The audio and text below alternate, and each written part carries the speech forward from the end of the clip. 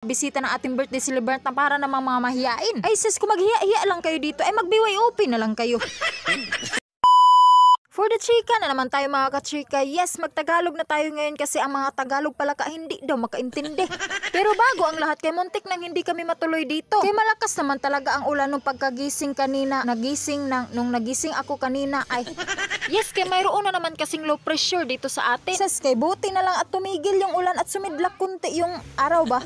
Kaya hindi na talaga napigilan ang aming plano na dito talaga mag-birthday ang aming kasama. Kaya tingnan nyo naman, kahit wala masyadong sikat ng araw ay maganda pa rin yung tanawin at mga nakapalibot sa amin. Kasi medyo maputi din ang buhangin dito at malinaw din ang tubig dagat. At nagplastar-plastar na rin tayo dito ng mga dala nating mga baon kunuhay. At habang hinihintay pang ibang bisita ay naglakad-lakad muna ang inyong Disney princess. At fast forward na po tayo kay para makakain na tayo agad kaya nagpicture-picture na po sila. At ito na nga yung mga pagkain namin na sigurado mapapasigab ka talaga sa dami-dami ba naman ang pagpipilian mo dito. Kaya tingnan mo naman, may dalawa kaming klase ng pansit. Kaya ang isang pansit galing pang Italy at ang isang pansit galing pang Germany. At pati na rin yung afritada namin, dalawa rin ang klase. Kaya kung hindi ka ba kumakain ng karning baboy, ay doon ka na lang sa manok. Pero kung hindi ka rin makakain ng manok kasi allergic ka, ay wag ka na lang kumain.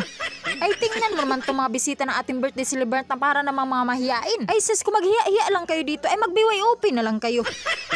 Sis, tumulad na lang kayo sa akin kaya kung hindi tayo magkapal-kapal ng face dito ay hindi talaga tayo makakain. At ang pinakamahalaga sa lahat ay may reserba kang plastic bag. Kaya kung hindi mo maubos yung mga pagkain sa plato mo ay hindi ka na mamumroblema sa yung paglalagyan.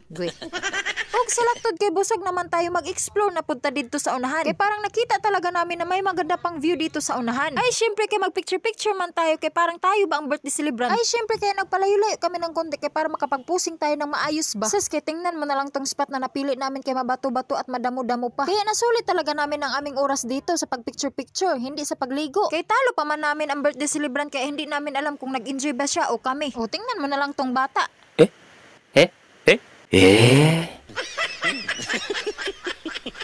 O ito na talaga yung favorite part namin ay hindi talaga ako nag-joke sa inyo. Ay wala talaga tayong mga hiya kaya nagdala talaga kami ng plastic bag kaya para madami talaga ang aming mabutang. Ay kaya kisa masayang at mapanis pa yan ay dalhin na lang natin, di ba? At ito talaga masasabi ko sa inyo pag follow mo. Kung nalipay mo gamay pag-react pod mo. Sas maulaw pa man mo. Bitaw maura to. Babush!